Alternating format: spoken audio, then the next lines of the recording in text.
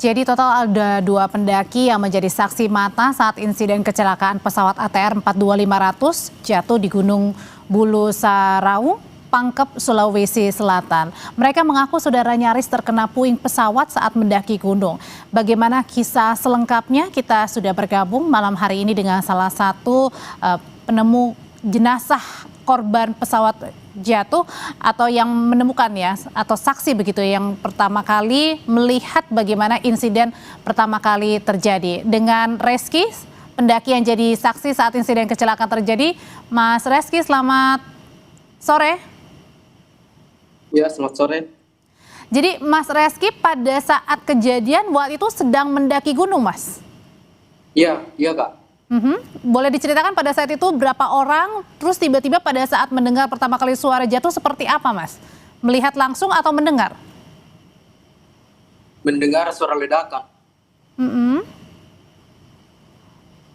Lalu pada saat itu mendaki berapa orang, Mas Reski bersama dengan teman-teman? Cuma berdua. Cuma berdua. Jam berapa itu, Mas? Dari jam 10 sampai ke puncak jam 12.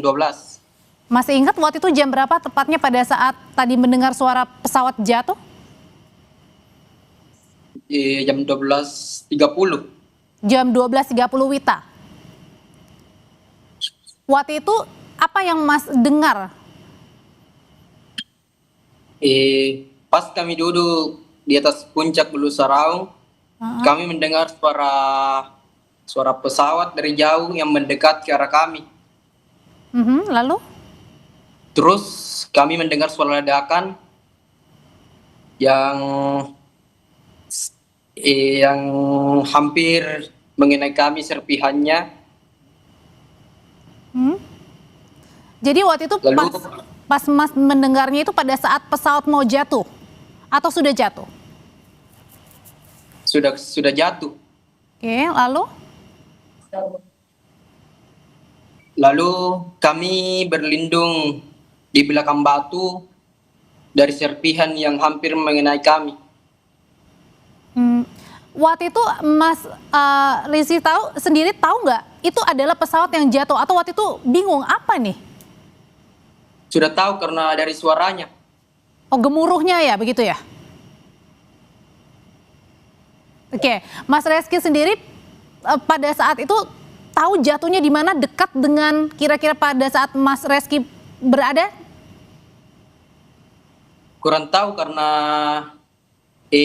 ledakannya jadi kami yang lihat. Oke, berarti lihat begitu tapi kemudian mendengar juga ya. Mas Reski, pada saat Mas Reski mendaki, melihat juga pesawat jatuh, mendengar bahkan, saat itu kondisi cuaca di sana seperti apa, Mas Reski, di Gunung Saraung? Ya, kondisinya sangat berkabut dan anginnya sangat kencang. Kalau kita lihat nih, Mas, kan di beberapa video yang ditemukan itu kan anginnya kencang. Ini kencangnya seperti itu apa sangat kencang pada saat kejadian? Sangat kencang. Oke, lebih kencang lagi berarti daripada video-video yang kita lihat ya, Mas ya. Dan kabutnya itu juga sangat mengganggu sekali. Sangat tebal. Sangat tebal kabutnya. Sehingga kalau Mas Reski juga melihat dengan pandangan mata sulit ya, Mas ya? Sulit. Kalau pada saat Mas Reski kan kemarin itu melakukan pendakian ya bersama dengan satu kawan lagi ya, Mas. Pada saat melakukan pendakian, waktu itu medannya seperti apa, Mas? Medannya licin, terjal. Licin, terjal, kemudian jarak pandang juga sulit? Sulit. Oh, oke.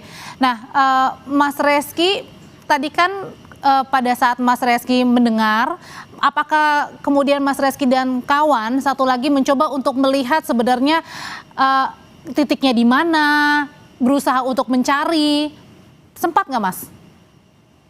Ya, kami tinggal 1 jaman di atas, sempat kabutnya terbuka, ternyata tidak terbuka. Apanya terbuka, Mas? Kabutnya. Oke.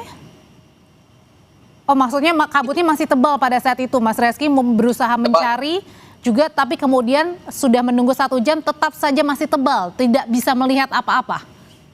tidak bisa. Oke, Mas Reski kan tadi bilang ada hampir terkena serpihan ya Mas ya? Iya, iya Mbak. Itu serpihan apa? Tahu nggak Mas? Di bagian mana pesawat kira-kira? Tahukah? Kurang tahu, bahannya itu fiber, Oh, putih. kecoklatan. Ada berapa banyak? Satu saja, besar, atau ada beberapa part? 3 part. 3 part.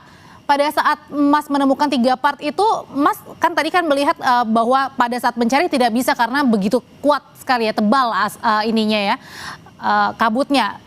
Sempat membawa nggak serpihan itu? Serpihannya sempat dibawa nggak Mas Reski? Serpihannya Serpihan yang kecil saja. yang kecil saja. Pada saat itu Mas Reski pada saat turun dari gunung, apakah langsung mencari atau memberikan tadi serpihan tadi? Kami langsung memberikannya kepada panitia base camp.